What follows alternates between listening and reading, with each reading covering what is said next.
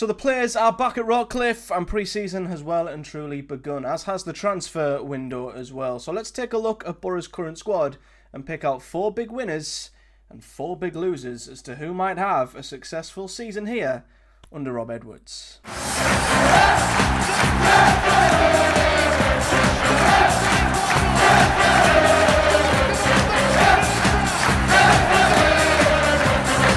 Now, it is worth mentioning, the big caveat here is that we do not know what style of football or what system Rob Edwards is going to utilise when it comes to his formation. It could be a 3-4-1-2 with 110 behind 2 strikers. It could be a 3-4-2-1 with 2 10s behind a striker. It might even be a 3-4-3, which means we're still going to have the wing backs, but we might have a front 3 with possibly, dare I say, trigger word, hate it, inverted wingers alongside Tommy Conway. Or maybe there will be more wingers getting down the sides into the byline. I don't know. So we definitely know there's going to be a back 3. We definitely know there's going to be wing backs. Dom Shaw said on Twitter, or X early today, when asked on Boro's priorities, he mentioned right wing back, centre back, centre mid and striker. So there's definitely going to be a back 3, back 5 of sorts. So this could change depending on the formation, depending on where players play and what system he wants to implement. He has said publicly he wants to try and get the most out of the players here, and we've all said our squad is not exactly suited to the way Rob Edwards wants to play. So it's going to be very interesting to see how he adapts to a system that also suits the squad that we've already got, but obviously fits what he wants from a stylistic point of view as well. So let's start off with the 4 winners, starting with Sol Bryn. So for me, I think Sol Bryn is going to be a big winner under Rob Edwards. I think the big reason for that is it seems like with the more direct style of football that Boro wants to implement, he's been quoted as Rob Edwards in saying that he wants the ball to be as far away from Boro's goal as possible and to keep it as far away as possible, which tells me we will not be tippy-tapping out from the back anymore, which means there is not a need for a technically gifted goalkeeper with his feet. We're more looking at a shot stopper, and from what I can gather, Boro aren't pushing massively to get a new goalkeeper. It wasn't mentioned in the list of priorities that Boro are looking for. Sol Bryn is a very well thought of goalkeeper at Middlesbrough, and who knows, if he'd not dislocated his shoulder on Boxing Day last season, he might have kept that jersey. We might never have seen Mark Travers, we just don't know. But of course, things transpired. He was very, very unfortunate, was Sol, after getting a decent run in the team, and I think having been outstanding in the lower divisions, he definitely is ready to step up and be Boro's number 1 goalkeeper this season. I think all we need from him is decent distribution, nothing special, but a good shot stopper, and I think he is exactly that. So for me, unless there's a massive injury, I think he's going to be Boro's number 1 heading into the season, and he'll be a big winner if he stays fit. Second big winner is Neto Borges. Now this is if we play him at left centre back. Of course, as I've said, it looks very much like we're going with the back 3 with wing backs, and we are not exactly blessed with left wing backs. We've got no right wing backs whatsoever. At the minute, you'd have to say we are maybe gambling on Alex Bangura if the season was starting tomorrow being a left wing back, which makes me feel very, very nervous with his fitness record. And I don't think we'd want to play Neto Borges as a left wing back. The best of Neto Borges to what we have seen last season especially was when he was moved into that left centre-back position inside what was a back 4 at the time. I thought he excelled there and did really, really well. I would hate him to be moved out of that position and put back into a wide area as a left wing back, and I think we can improve in that position. So for me, since we're needing more defenders, naturally with playing a back 3, I think we've got ourselves a natural left centre-half at the left of that back 3 right there and ready. I think having a left footer on that side is massively important, of course, with the balance of things, and I think Neto has proven he can slip into that position perfectly. So if he does want to play him there, does Rob Edwards, I think we've got a ready-made left centre-half for a back 3. Next up, we've got our American boy, Aidan Morris. I think, to be honest, the team's going to be built around Aidan Morris next season. I think with Hayden Hackney, you'd assume, being off and gone, I think Aidan Morris is going to take the mantle of being Boro's most important player in the heart of the side, in the heart of the midfield. And I think as well as that, he suits what Rob Edwards wants from a midfielder down to the ground. Edwards has spoken about having players that are very aggressive, high pressing, off the ball, aggressive, Aidan Morris is ready-made for that. We know he's got an incredible pair of lungs on him. His stamina is outstanding. He's really good at reading the play, really good at interceptions, really good at winning the ball back, retaining possession and getting Boro moving again. And I think if you want to play in that midfield, a scrappy, ankle biter, bull terrier kind of play that is going to be nipping at the heels of the opposition, winning the ball back, having that high intensity off the ball press, I think Aidan Morris is ready-made for that. And with Hayden Hackney moving on, I think it's his time to step in to the centre of the stage and be Boro's most important player next season, potentially. And the final player who I think will be a big winner is Tommy Conway, for similar reasons as to what I said about Aidan Morris. But we all know Tommy Conway, he's a very busy striker. He's a striker who will run his socks off. He's tireless. He'll press. He'll chase everything. But he's also an extremely good poacher as well. And I think that makes up exactly what Rob Edwards wants in a centre forward. Whether he'll be on his own up front, we don't know yet. As I say, if he wants to play 3-4-3, he might be supported by two wingers.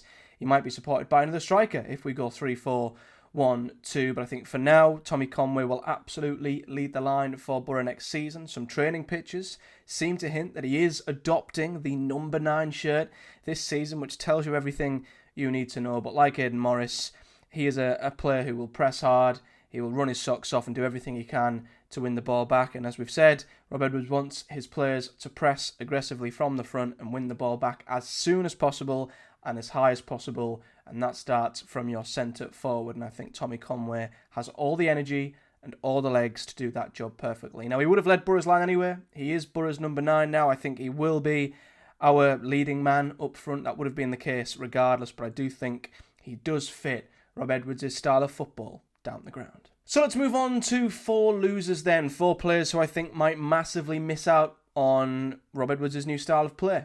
And there's a few here, and to be fair, there could be a few more.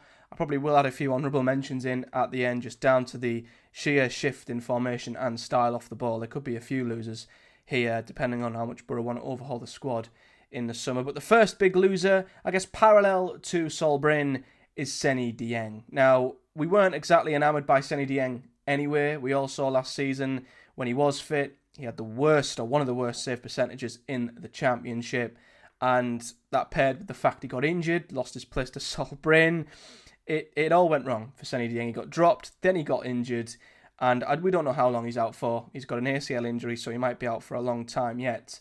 But I think that paired with the fact that I just don't think he'd be the sort of goalkeeper Rob Edwards is interested in, I think means that Seny Dieng's days are numbered. I think even if he was still in and around Boro, training, was fit, I still don't think he'd be our number 1 under Edwards. I think the fact that he's injured just puts him even further to the back of the queue. If I'm honest, as I alluded to earlier, with Sol Bryn, I don't think Rob Edwards is going to want Boro tippy-tapping out from the back, so the need for a technically gifted, goalkeeper who's good on the ball is pretty needless, I would say. It still needs to be there to a degree, but I think Seny Dieng's pros were definitely what he was like on the ball, as opposed to his shot stopping, which was really poor. Edwards isn't bothered about a tippy-tappy goalkeeper. I think he's more interested in just a shot stopper. So the sort of goalkeeper I think Edwards will want is the absolute opposite of what I think Seny Dieng is.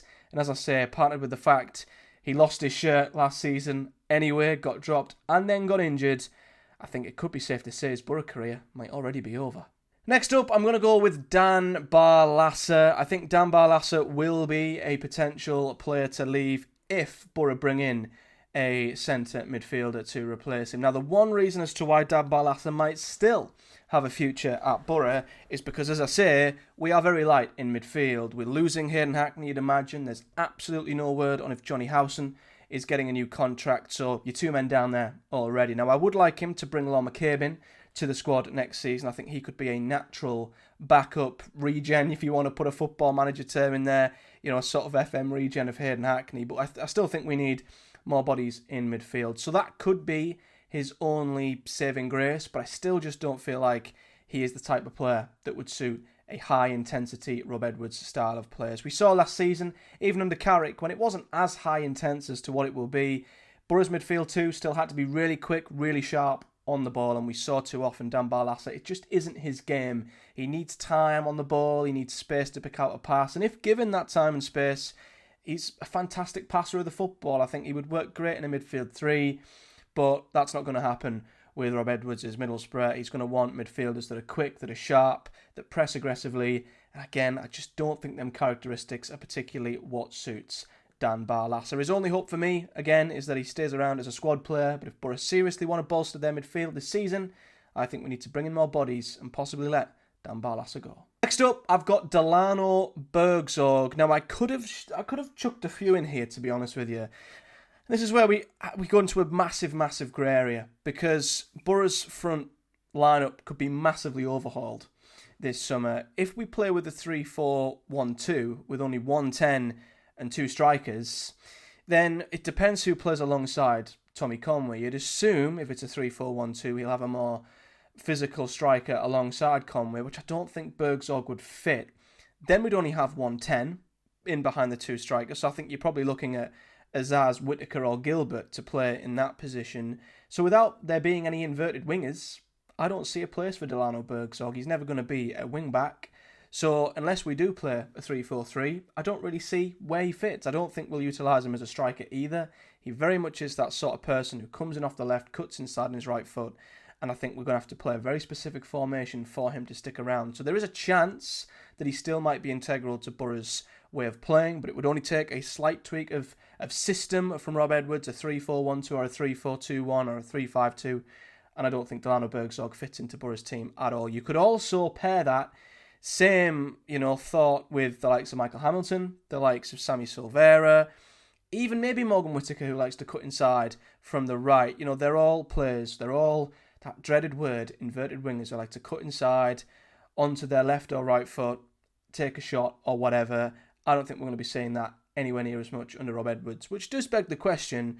We are led to believe that no matter who the manager is, Borough's style will remain consistent, and whoever we sign, we don't sign for the manager, we sign for Middlesbrough and the way we want to play. So it is a bit perplexing that we might be moving to a system where a lot of the players who we've signed not too long ago might already be deemed irrelevant and not fit for the system. So I'd like to think from that point of view we will fit these players in, because it means we can keep them around, we can keep building these players, keep developing them. If we don't and we go for a different system, it might mean we need to ship off Bergzorg, Hamilton and Silvera, and then you've got 3 positions to fill, and it's an absolute ball ache. So yeah, I don't know what Borough want to do. Do they want to prioritise the players we've got here, fit them into a system? That might be where the 3-4-3 comes into play.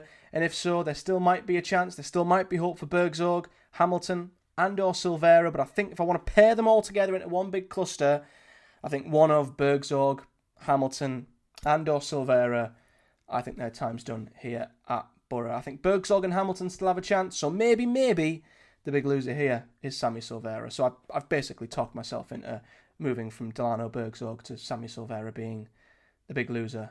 I mean, I kind of thought this could be a chance for him to have a redemption arc at Borough, but I guess he's now 3rd, or maybe even 4th in the pecking order there. So, the inverted winger problem. Let me know your thoughts in the comments. And the final potential loser under Rob Edwards is, unfortunately, and this makes me sad, but I feel like it could happen, and it's Marcus Forss. Again, going back to what we said about Tommy Conway and what Rob Edwards wants from a centre-forward, he wants busy, high-intensity, off-the-ball, high-pressing centre-forwards. Tommy Conway fits into that perfectly. Could Marcus Forss be a backup? Possibly. But I think that high-intensity press from the front, I can't see that coming from Marcus Forss as much as anyone else. And I also, again, as I could with a number of players in this squad, to be honest, I question with how high intensity this style of play is going to be, how many of these injury-prone players can actually cope. And Marcus Forss has had an injury-riddled 18 months or so, and I do wonder if he's asked to press aggressively from the front, if he can both do it, and if he tries to do it, can he maintain it, and will he injure himself doing it? So I still think having him around is fantastic, because he probably still arguably is the best finisher at the club, but I don't know if that's all that Rob Edwards wants from a striker. I don't think he wants a striker to just be a good finisher.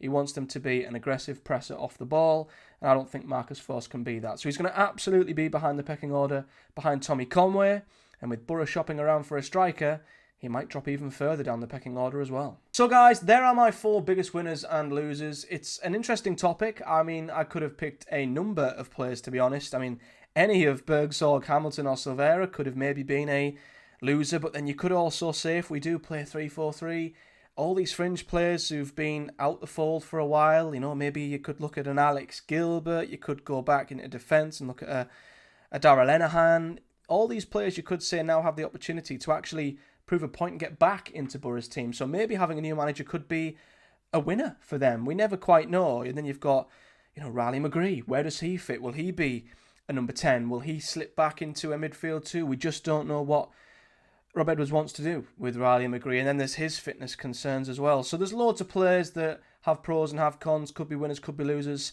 Let me know your thoughts in the comments section below. And as always, if you've enjoyed the video, guys, do hit a like on the video. Do subscribe for more and hit the bell too so you never miss when a video drops. And leave me a comment in the section below. But as you're watching this on Tuesday, the 1st of July, I am heading to the Riverside tonight. Well, I hope you're watching this, you might not be. But on the 1st of July, I'm heading to the Riverside tonight for a Meet the Staff event with Rob Edwards and his new coaching staff. So I'm hopefully going to have plenty of photos and hopefully a video to follow with what I gathered from that evening. So yeah, I've got that on Tuesday. There's a kit launch event I'm going to on Wednesday. Lots of exciting stuff this week. Hopefully lots of content to make off the back of it. So stay tuned, subscribe if you haven't for all that good stuff. And I'll see you all